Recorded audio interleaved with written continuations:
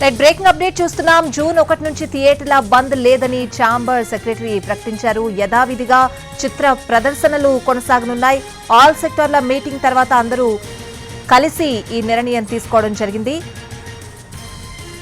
June 1 నుంచి థియేటర్లు బంద్ లేదని ఛాంబర్ సెక్రటరీ ప్రకటించడం జరిగింది. దీంతో చిత్ర ప్రదర్శనలు యథావిధిగా కొనసాగనున్నాయి. దానికి సంబంధించిన బ్రేకింగ్ అప్డేట్ చూస్తున్నాం.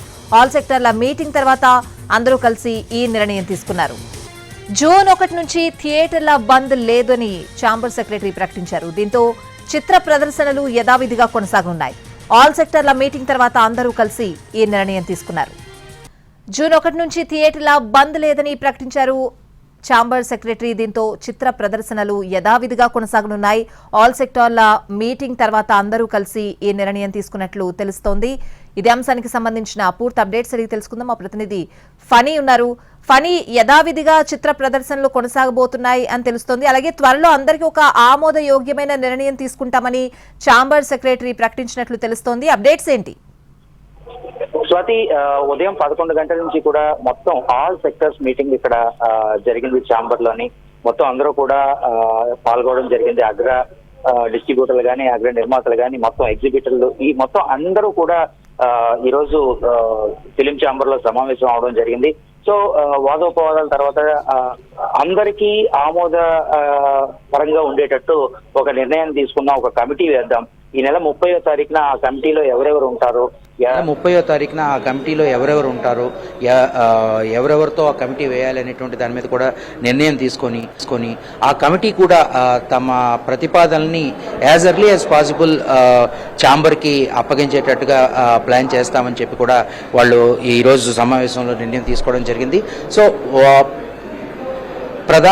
ప్రధానంగా వాళ్ళు మనకి తెలియపరిచింది ఏంటంటే, ఛాంబర్ సెక్రటరీ అయినటువంటి దామోదర్ ప్రసాద్ కూడా చివరిగా మాట్లాడుతూ, థియేటర్ల బంద్ అనేటువంటిది కేవలం అది ప్రచారమే తప్ప అఫీషియల్గా తామెవరం కూడా దాన్ని ప్రకటించలేదని, ఎగ్జిబిటర్లు కానీ లేకపోతే ఇంకెవరైనా కానీ ఆ థియేటర్ల బంద్ అనేటువంటి దాన్ని అఫీషియల్గా తాము అనౌన్స్ చేయడం జరగలేదని, ఇది ప్రచారంగా మాత్రమే జరిగిందని, సో దాన్ని కూడా ఇప్పుడు మేము క్లియర్ చేయదలుచుకున్నామని, ఈ జూన్ 1 నుంచి చలనచిత్ర ప్రదర్శనలు యథావిధిగా కొనసాగుతాయని, ఏ రకమైనటువంటి థియేటర్ల బంద్ ఉండదని కూడా ఆయన చెప్పడం జరిగింది. అలాగే ఏపీ సినిమాటోగ్రఫీ మంత్రి నిన్న చెప్పిన విషయం మీద కూడా ఆయన స్పందించడం జరిగింది.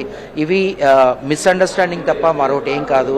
సినిమా యాజ్ ఇట్ ఈస్గా ఇప్పుడు హరిహర వీరమల్లు చిత్రం కూడా ఆన్ డేట్ రిలీజ్ కాబోతోంది.